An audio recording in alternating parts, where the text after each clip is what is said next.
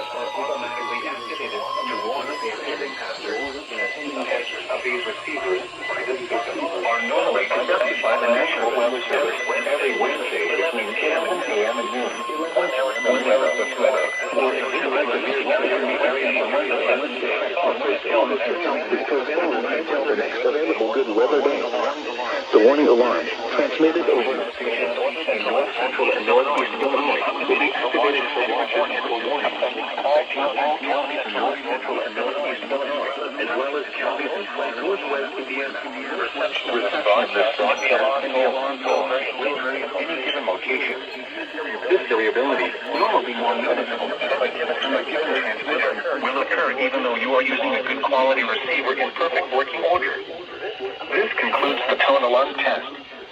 We will now return to our regular program.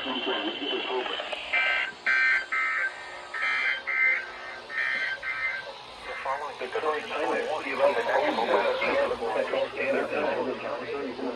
The following order which are still calling from the National Weather Service, which includes the following counties in Illinois: Boone, Delano, Keene, Lee, and Winnebago. 1.